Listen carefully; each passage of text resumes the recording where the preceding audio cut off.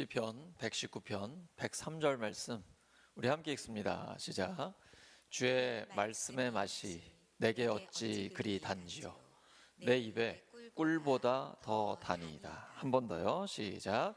주의 말씀의 맛이 내게 어찌 그리 단지요 내 입에 꿀보다 더 다니이다. 아멘. 말씀의 맛, 말씀의 맛이라는 제목으로 하나님 말씀 전하겠습니다.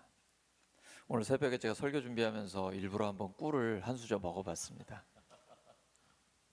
달긴 달더라고요. 근데 전보다는 조금 단맛이 덜한 것 같아요.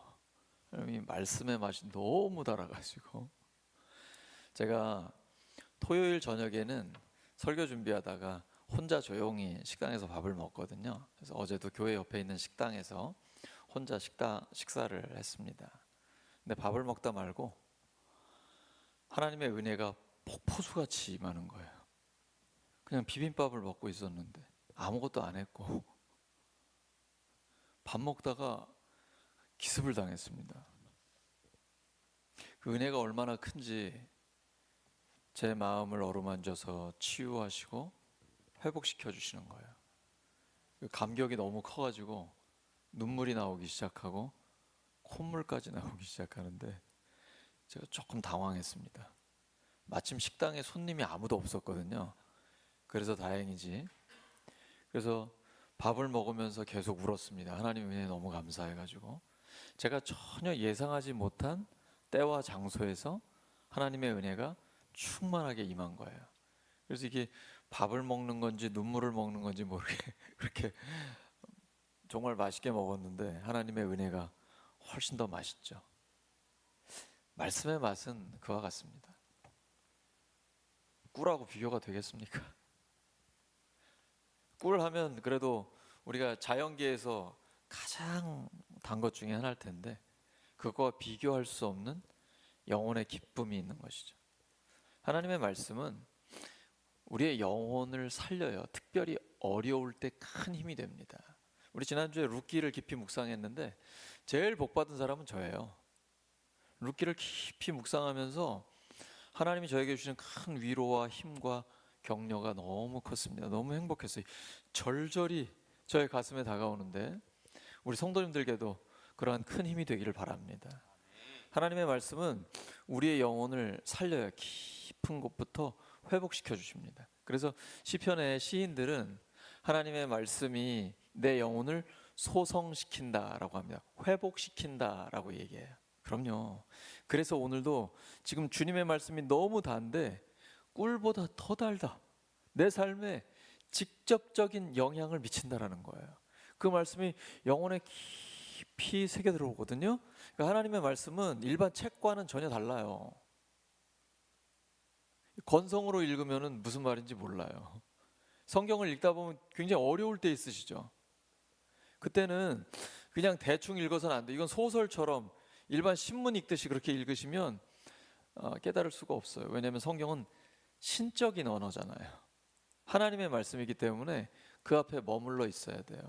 하나님이 말씀하실 때까지 기다리고 있어야 됩니다. 그리고 한자 한자 깊이 묵상하면서 하나님 저에게 말씀해 주세요. 성령께서 저에게 주님의 음성을 들려주세요. 이러한 기도가 함께 가야 합니다. 그 다음에는 기다려야 돼요. 내가 하나님의 말씀을 읽고 그리고 기도했으면 하나님이 나에게 말씀하실 때까지 기다려야 돼요. 기다리면 하나님이 말씀하십니다. 꼭 내가 원하는 때에 말씀하시는 건 아니에요. 주도권은 하나님께 있어요. 그래서 서두르시면 안 되고 절대 낙심해도 안 돼요. 그냥 하나님을 신뢰하고 기다리다 보면 밥 먹다가도 은혜가 임해요. 하나님은 분명히 우리에게 말씀하십니다. 우리에게 말씀하기를 원하세요. 근데 우리가 잘 안 들어요. 그리고 기다리지를 못해요. 이 시대는 글보다는 영상이 우세한 시대입니다. 그래서 아무리 깊이가 있고 질적으로 높은 수준에 있고 해도 느리면은 용서하지 않습니다. 바로 넘어가요. 말초신경을 자극하고 매우 현란하고 화려하고 이런 것들로 끊임없이 우리의 시선을 유혹하죠. 그래서 사람들이 아주 신경질적이에요. 굉장히 급해요. 묵상이 없기 때문에 그래요.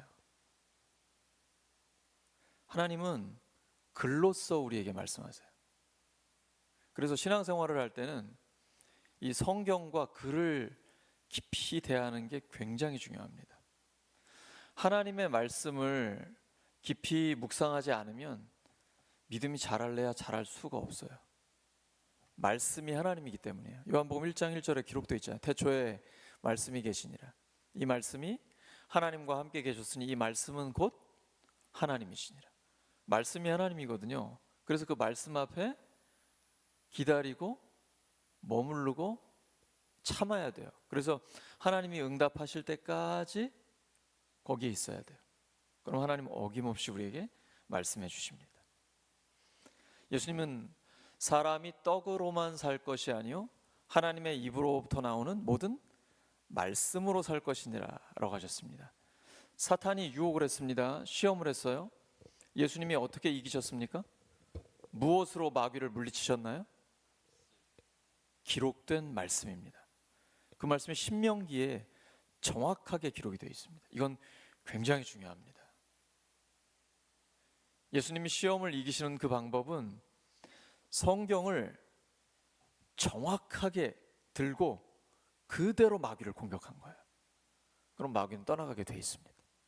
그래서 모든 시험과 유혹을 이길 수 있는 방법은 성경에 다 들어있어요. 이번에 미국의 그 CES 열리는데 젠슨 황이 굉장히 많은 인파를 몰고 다니면서 이제 로봇에 또 실물에 챗GPT가 같이 연결이 될 거다 이렇게 하면서 주가가 오르락내리락하고 난리가 났어요.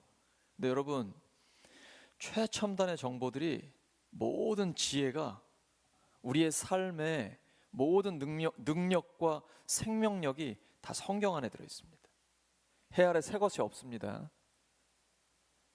성경을 보시면 이 안에서 우리에게 주시는 하나님의 놀라운 지혜가 있어요. 그래서 시편 119편은 전체적으로 하나님의 말씀에 대한 사랑을 노래하고 있어요. 시인은 내가 이 말씀을 얼마나 사랑하는지요. 말씀을 사랑하는 자에게는 하나님이 복을 주세요. 평안함을 주십니다. 상황과 환경 전혀 관계없어요. 시편 1편 복 있는 사람은 악인들의 꾀를 따르지 않고 죄인들의 길에 서지 않고 오만한 자들의 자리에 앉지 않아요. 오직 여호와의 율법 하나님의 말씀을 즐거워하여 그 말씀을 주야로 묵상해요. 이 사람은 어떤 사람과 같아요? 시냇가에 심은 나무와 같아요. 사막에 오아시스 곁에 심어진 그 나무예요. 이 나무는 뿌리가 깊이 내려가서 이 물에 닿아 있습니다. 주변은 다 사막이에요. 황량합니다. 다 죽겠다고 난리예요. 근데 이 사람은 끄떡없어요. 뿌리가 깊이 내려가서 생명의 성령님께 닿아 있기 때문이에요. 그래서 세상이나 환경, 주변의 내 상황이 나를 아무리 흔들려고 해도 흔들리지 않아요. 뿌리가 워낙 깊이 내려가 있거든요. 그래서 하나님께 닿아 있기 때문에 하나님이 계속 물과 양분을 공급해 주시잖아요. 나를 믿는 자는 성경의 이름과 같이 그 배에서 생수의 강이 흘러나리라. 뿌리가 깊이 내려가 있으니까 끊임없이 하나님의 생명이 우리에게 올라오는 거예요. 묵상이란 뿌리를 내리는 거예요. 점점 더 깊이 내리는 거예요. 하나님의 말씀에 다 있어야 돼요. 그러면 그 말씀을 통해 하나님이 지혜를 주시고 때로는 위로를 주시고 어떤 때는 책망도 하세요. 너 이제 마지막 기회야. 이렇게 굉장히 엄하게 말씀하실 때도 있어요. 빨리 정신 차리라는 거예요. 디모데후서 3장 16절이죠. 모든 성경은 하나님의 감동으로 된 것으로 교훈과 책망과 바르게 함과 의로 교육하기에 유익합니다. 그래서 하나님의 말씀을 가까이 하면 가까이 할수록 하나님의 음성이 아주 선명하게 들립니다. 그 말씀이 들리기 시작하면 문제는 끝난 거예요. 하나님의 말씀이 나를 사로잡고 있기 때문이에요. 묵상을 하다 보면 내가 말씀을 붙드는 것이 아니라 하나님의 말씀이 나를 붙드세요. 그리고 하나님이 원하시는 대로 인도해 가십니다. 오늘 아침에 식사하셨습니까? 우리가 밥을 거르지 않죠? 건강해야 뭐든지 할 수 있잖아요. 근데 오늘 말씀 드셨어요? 이제 지금 드시고 계신 거죠? 말씀은 하루 안 먹어도 괜찮을까요? 한 끼쯤 건너뛰어도 어려움 없을까요? 자기가 모르는 사이에 영혼은 병들어요. 우리가 밥을 거르지 않는 것처럼 말씀을 거르지 않아야 돼요. 왜냐하면 말씀은 단순히 글이 아니에요. 우리의 영혼의 밥이고 반찬이에요. 날마다 가까이 대하는 성찬이에요. 이 말씀을 배불리 먹어야 영혼이 건강해집니다. 묵상이란 마음을 비우는 게 아니에요. 도 닦는 게 아닙니다. 다른 종교에서는 조용히 앉아가지고 벽 보면서 이렇게 마음을 비우거나 이러는 것인데, 묵상이란 말씀을 채우는 거예요. 하나님의 말씀을 먹는 거예요. 마치 우리가 밥을 먹듯이 매일 밥을 먹어도 질리지 않잖아요. 매일 말씀을 먹어도 너무 맛있어요. 그 말씀으로 우리의 마음을, 영혼을 풍성하게 채우는 거예요. 그러면 든든해집니다. 건강해져요. 건강하게 신앙생활을 하려면 묵상을 깊이 해야 됩니다. 말씀이 우리 영혼 깊숙이까지 들어오면 드디어 이게 피가 되고 살이 됩니다. 그리고 말씀이 나를 지배해요. 자다가 깨도 하나님 말씀이 떠올라요. 오늘 새벽에 잠에서 제가 생각했던 것보다 알람보다는 한 2시간 먼저 깼어요. 근데 그때 딱 떠오르는 말씀이, 모든 지킬 만한 것 중에 더욱 너의 마음을 지키라. 생명의 근원이 이에서 남이니라. 잠언 4장 23절 말씀이죠. 말씀이 갑자기 떠올라요. 알겠습니다, 주님. 제가 마음을 지키겠습니다. 그리고 바로 교회로 뛰어왔거든요. 하나님의 말씀이 우리의 삶을 다스리게끔 해야 돼요. 그래서 내가 말씀인지 말씀이 난지 헷갈릴 정도로 말씀으로 가득 차야 돼요. 하지만 이 세상을 사는 동안은 우리가 뉴스도 봐야 되고, 다양한 사람들과 대화도 하고, 일도 하고, 학교도 다니며 여러 가지 소리를 듣고 있거든요. 그래서 이때에 예수 그리스도의 십자가의 보혈로 우리의 정신이 깨끗함을 받아야 돼요. 로마서 12장 2절이죠. 너희는 이 세대를 본받지 말고 오직 마음을, 생각을 새롭게 함으로 변화를 받아 하나님의 기뻐하시고 선하시고 온전하신 뜻이 무엇인지 분별하도록 하라. 그러려면 늘 그리스도의 십자가의 보혈로 정결함을 얻어 그 전에 회개를 해야 되겠죠. 하나님 앞에 끊임없이 회개하고 용서받고 깨끗한 상태, 마음과 생각이 정결해졌을 때 하나님의 말씀이 들어옵니다. 여러분, 더러운 물에는 살지 못하는 물고기들 있잖아요. 우리의 생각이 세상의 시류, 거짓된 속임수, 또 악하고 음란한 이 땅의 문화, 이런 것들로 더럽혀져 있으면 하나님의 말씀이 잘 들리지 않아요. 그래서 주님 앞에 설 때는 늘 회개가 우선되어야 합니다. 그래서 주님의 보혈로 깨끗함을 받아야 돼요. 내 하나님은 어떠한 죄든지 다 용서해 주셨거든요. 이미 용서하셨고, 또 순간순간 우리가 죄를 짓더라도 깨끗하게 용서해 주십니다. 그때부터 우리의 영이 맑아지면서 하나님의 음성이 들리기 시작합니다. 말씀에는 창조의 능력이 있어요. 창세기 1장에서 태초에 하나님이 천지를 창조하시니라. 무엇으로 창조하셨습니까? 말씀으로 창조하셨습니다. 빛이 있으라 하면 빛이 생깁니다. 그러니 우리가 말씀을 가까이 하면 하나님의 말씀이 우리의 영혼을 새롭게 하는 거예요. 늘 변화시키는 거예요. 일반 심리학자들은 나이 50 넘으면 변하지 않으니까 그렇게 알고 살아, 이렇게 얘기를 해요. 저도 50 넘었거든요. 그렇지 않던데요. 성령님이 역사하시면 끊임없이 변화합니다. 성령께서는 우리 안에서 우리의 삶을 계속 새롭게 해주세요. 하나님의 말씀에는 창조의 능력이 있기 때문이에요. 히브리서 4장 12절에 하나님의 말씀은 살아있고 활력이 있어 좌우의 날선 어떤 검보다도 더 예리해요. 이게 수술하는 메스와 같아요. 아주 예리하게 우리의 안에 있는 죄, 또 쓴뿌리 이런 것들을 제해주세요. 그리고 암덩어리 같은 것들을 싹 없애주시고 우리의 영혼을 맑고 깨끗하게 해주십니다. 하나님의 말씀에 집중할 때 놀라운 일들이 일어나게 돼요. 세상의 모든 것들은 변하고 없어집니다. 풀은 마르고 꽃은 시드나 오직 하나님의 말씀은 영원히 있습니다. 그러니까 우리의 신앙생활은 말씀에 집중할 때 저절로 형통해집니다.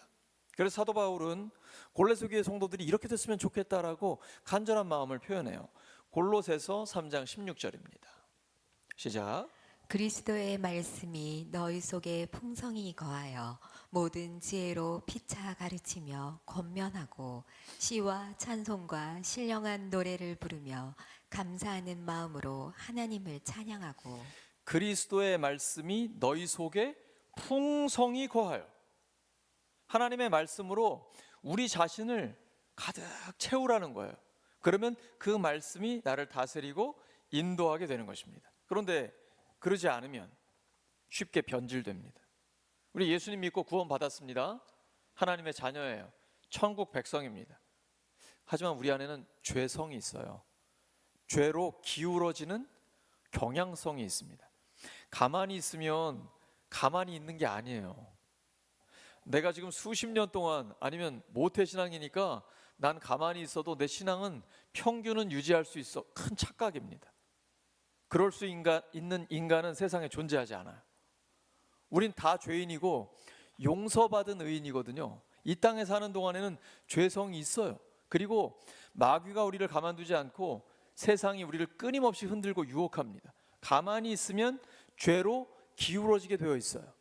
그래서 하루라도 하나님의 말씀을 묵상하지 않고 기도하지 않으면 나는 점점 더 죄에 빠지게 됩니다. 영적으로는 무뎌지게 돼요. 변질되는 것입니다. 이게 가장 무서운 것이죠. 변질되지 않으려면 하나님의 말씀으로 계속해서 새로워져야 돼요. 누구든지 그리스도 안에 있으면 새로운 피조물이라. 이전 것은 지나갔으니 보라 새 것이 되었도다. 이 말씀의 뿌리를 깊이 내리지 않으면 쉽게 사람이 흔들립니다. 사람이 말 한마디만 해도 밤에 잠이 안 와요. 그런 경험 있으시죠? 최근에도 그런 경험 있지 않으십니까? 어떤 사람이 뭐라고 말 한마디 했는데 밤에 잠이 안 와요. 끙끙 앓아요. 열받아, 화가 나, 분노가 나. 하나님 앞에 막 기도하고 쏟아냈는데도 밤에 이게 다 아직 해결이 안 됐어요. 계속 기도하게 되고. 왜 그럴까요? 왜 사람의 말 한마디에 이렇게 잠이 안 올 정도로 끙끙 앓고 영혼이 흔들릴까요? 말씀에 깊이 뿌리 내리지 못했기 때문에 그래요. 내가 하나님의 말씀에 깊이 뿌리 내리면 하나님의 말씀이 나를 붙듭니다. 그래서 어떤 사람이나 상황이 나를 흔들 수 없어요. 견고해집니다. 예수님이 산상수훈을 마치면서 마태복음 7장에 이렇게 말씀하시죠. 누구든지 내 말을 듣고 그대로 행하는 자는 반석 위에 집을 짓는 지혜로운 사람과 같다. 바로 그런 사람이에요. 말씀을 묵상한다는 것은 그 절정이 순종에 있습니다. 단순히 읽고 생각하고 연구하는 게 묵상이 아니에요. 묵상의 결론은 순종까지 가야 합니다. 하나님의 말씀대로 행하면 이게 진짜 묵상이 되고 하나님께서는 우리의 삶을 평탄하게 해주시고 형통하게 해주십니다. 말씀 안에 살고 있고 묵상이 일상의 습관이 되면 삶이 점점 더 형통하게 되어 있어요. 하나님의 약속이기 때문에 그래요. 여호수아 1장 8절에 하나님이 약속하시잖아요. 이 율법책을 내 입에서 떠나지 말게 하며 주야로 그것을 묵상하여 그 안에 기록된 대로 다 지켜 행하라. 그리하면 너의 길이 평탄하게 되고 네가 형통하리라. 하나님의 약속이에요. 근데 이 말씀이 좀 부담스러울 때 있지 않으세요? 예를 들면 여러분 10계명의 제4계명이 안식일을 지켜 거룩하게 지키라는 거죠. 안식일을 거룩하게 지키라. 부담스럽지 않으세요? 안식일에 일하시는 분들, 주일에 일하시는 분들 계시잖아요.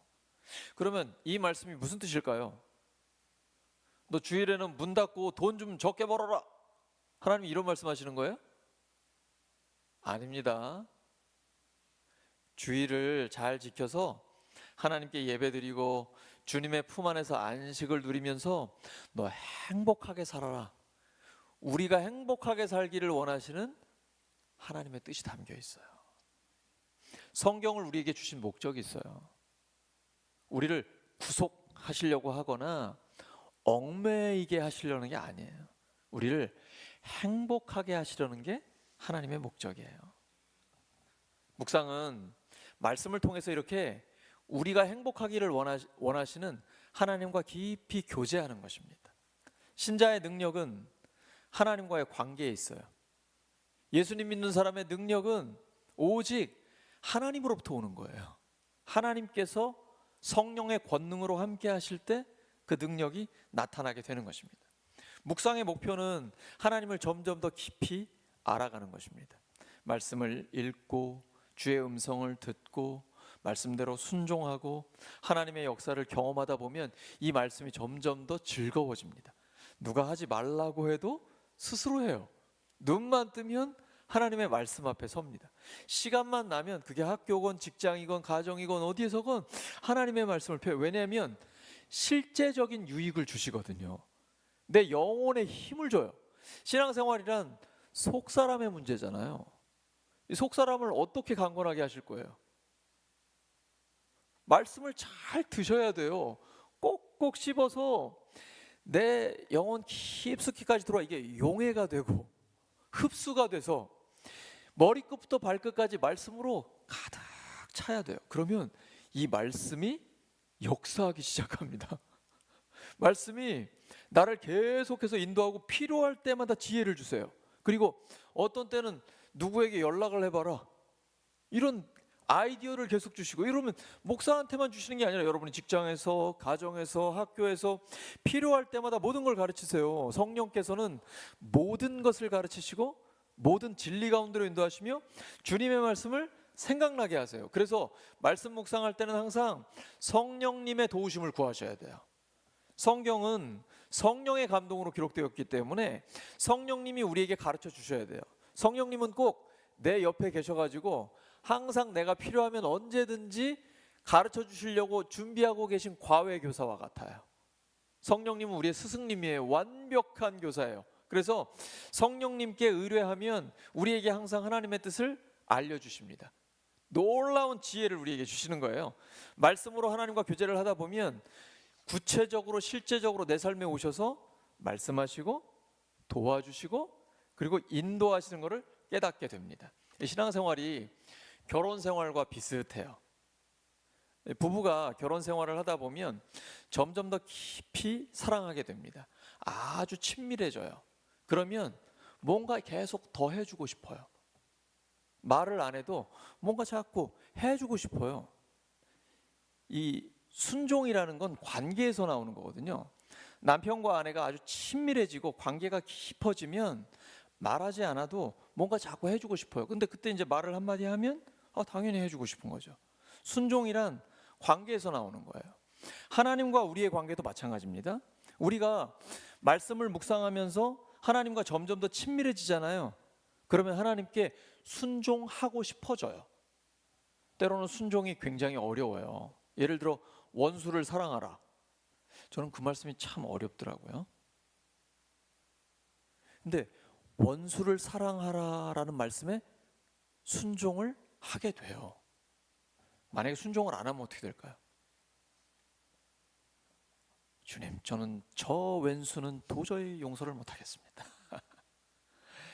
안 보고 말지 제가 용서는 못하겠습니다. 만약에 이렇게 하면 내 영혼이 병듭니다. 예수님께서 우리 보고 원수를 사랑하라 라고 하신 것은 내 명령에 복종하라 이런 의미가 아니고 우리의 영혼을 자유롭게 하며 행복하게 만들기를 원하시기 때문이에요. 만약에 여러분 그렇게 해보세요. 용서를 안 해보세요. 영혼이 어떻게 되나? 자기도 모르게 병들어요. 그리고 이게 길어지면 길어질수록 병이 깊어져요. 우울증, 불안장애, 분노, 이런 것들로 인격이 아주 거칠어지고 날카로워지고 그리고 험악해져요. 그래서 주님께서는 우리에게 원수를 사랑하라, 너를 핍박하는 자를 위해 기도하라라고 말씀하시는 거예요. 주님 도와주세요. 진심으로 용서하고 진심으로 사랑할 수 있도록 도와주세요. 그러면 혹시 원수가 있다 할지라도 기도하면서 그를 축복하고 용서하게 되고, 또 하나님이 기회를 주시면 찾아가서라도 용서를 하게 되고 관계를 회복하게 돼요. 그러면서 내 영혼이 자유로워지는 거예요. 원수를 위해서 용서하는 게 아니고 나 자신을 위해서 용서하는 거예요. 이 하나님의 말씀을 순종하게 되는 것이죠. 이렇게 하나님의 말씀을 경험하고 하나님과 점점 더 친밀해지다 보면 말씀에 순종하고 싶어져요. 자연스럽게 하나님과 점점 더 가까워지게 되는 것입니다. 반대는 어떨까요? 친밀한 교제가 없으면요, 모든 게 일이 됩니다. 부부간에도 아니면 가족 간에도 친밀한 교제가 없어요. 그냥 부엌 일하고 나가서 바깥 일하고 자녀들은 공부하고 부모는 그냥 밥 해주고 일만 하는 거죠. 일만. 친밀한 교제가 없어요. 이게 오래되면 이런 생각이 듭니다. 이 인간이 진짜 나를 사랑하나? 교회와 목장도 마찬가지입니다. 친밀한 관계가 없으면 시간이 흐르다 보면 그런 생각이 들어요. 이 목사가 설교를 할 때는 사랑을 계속 이야기하는데 이 목사가 진짜 우리를 사랑하나? 아니면 목장 식구들 간에도 주님이 서로 사랑하라고 말씀하셨는데 이게 사랑이야? 이런 생각이 막 드는 거예요. 그래서 십자가를 생각해야 돼요. 십자가는 하나님과 나와의 수직 관계와 동시에 이웃과 나와의 수평적인 관계이거든요. 저는 수직 관계에는 충실했는데 저 자신을 볼 때 이 수평 관계에 너무 약했다라는 걸 이제 요즘 깨닫고 하나님 앞에 제가 회개하거든요. 그래서 우리 성도님들과 이웃과의 관계에 그 사랑을 표현하는 친밀함을 가지려고 노력을 하고 있습니다. 기도하면서 가고 있거든요. 이게 회복이 돼야 됩니다. 교회적으로, 목장 안에서, 그리고 가정에서 친밀한 관계가 회복이 돼야 돼요. 이거 너무 서둘러서는 안 되겠죠. 사람이 갑자기 변하면 좀 놀라잖아요. 근데 사람의 변화는 대체로 점진적으로 변합니다. 성경 보면 사도 바울 같은 경우에는 교회 핍박자가 갑자기 교회 개척자가 되잖아요. 이건 드문 경우예요. 대부분은 성령의 역사로 서서히 변합니다. 점진적으로 변해요. 그래서 그 변화가 우리가 이렇게 쉽게 느끼지 못할 수는 있는데 시간이 흐르면 반드시 열매를 맺게 됩니다. 신앙생활은 서두르면 안 됩니다. 그리스도인은 이 시대를 역행하고 역류해야 돼요. 이 시대는 너무 조급해요. 너무 빨리빨리해요. 그렇게 해서는 하나님을 경험하기가 어려워요. 사실 거의 불가능하다고 보셔야 돼요. 시냇가에 심은 나무는 철을 따라 열매를 맺는 거예요. 나무는 때가 돼야 열매를 맺습니다. 날마다 하나님이 햇빛을 비춰주시고 필요할 때마다 비를 주시고 양분을 먹고 그러면 가을이 돼서 열매를 맺는 거예요. 여름에 그 뙤약볕도 다 견뎌내야 됩니다. 이건 열매가 익어가는 과정이에요. 그래서 서두르지 말고 하나님의 때를 기다리며 오늘 하루하루를 말씀을 묵상하면서 깊이 그 말씀에 순종하면서 살아가야 됩니다. 그러면 하나님이 저절로 형통하게 해주십니다. 성경에서 형통함이란 뭘까요? 저는 우리 성도님들이 영혼이 잘 되고 범사가 잘 되고 형통하고 건강하기를 간절히 기도하고 있습니다. 근데 성경이 말하는 형통함이란 뭘까요? 잘 먹고 잘 살고 내가 원하는 소원이 다 성취되고 성경에서 형통함이란 하나님의 뜻이 내 삶에 이루어지는 거예요. 요셉을 보세요. 요셉이 형들의 미움을 받고 노예가 됐고 누명 쓴 다음에 죄수가 됐습니다. 인간적으로 볼 때는 불통한 거죠. 근데 성경은 하나님이 함께 하시기 때문에 형통하다라고 기록하고 있어요. 왜냐하면 야곱과 그의 가족보다 먼저 요셉을 이집트에 보내셨어요. 그 다음 요셉이 총리가 된 다음에 가족들을 다 불러 모읍니다. 고센 땅에서 하나의 큰 민족을 이뤄요. 그리고 출애굽을 한 다음에 하나님이 선택한 민족으로서 천한 만민이 복을 받을 수 있는 구원의 그 중심에 두게 됩니다. 이게 바로 하나님의 큰 그림, 계획이시거든요. 근데 우리는 일반적으로 생각할 때 요셉이 그 고난 끝에 총리가 됐어, 이걸 형통하다고 생각하거든요. 성경의 관점은 달라요. 그게 아니라 내가 비록 노예로 있고 죄수로 있지만 하나님의 뜻이 내 삶에 이루어지는 거예요. 그러니까 이 땅에서 잘 먹고 잘 살고 부와 명예와 권력을 얻는 그게 형통함이 아니고 내 삶에 하나님의 뜻이 이루어지는 것이 형통함이에요. 하나님의 뜻대로 살려고 이렇게 노력을 하는데 왜 이렇게 힘들어요? 여러분, 그때 낙심하거나 좌절하시면 안 돼요. 왜냐하면 비록 내가 현재 어렵다 할지라도 하나님의 뜻이 나에게 이루어지고 있다라면 형통한 거예요. 그리고 하나님은 모든 것을 합력해 선을 이루어 주세요. 이것이 바로 성경적 형통함이에요. 말씀을 묵상하면 형통하게 되어 있어요. 하나님의 뜻이 내 삶에 이루어지게 되어 있습니다. 말씀 정리합니다. 사랑하는 성도 여러분, 하나님의 말씀은 꿀보다 더 답니다. 우리의 영혼을 살려요. 실제로 우리의 삶에 변화를 일으켜줍니다.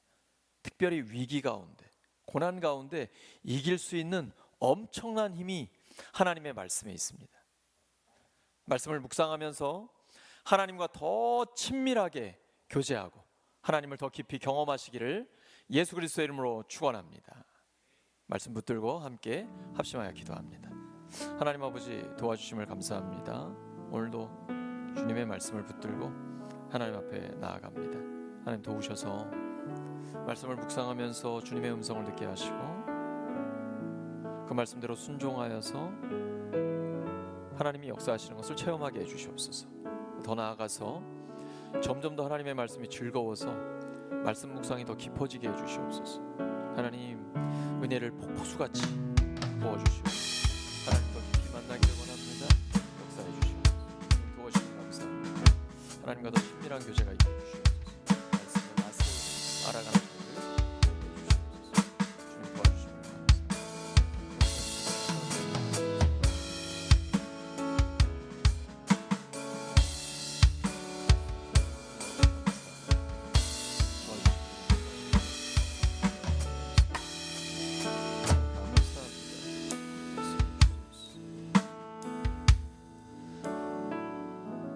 감사드리며 예수님의 이름으로 기도드립니다.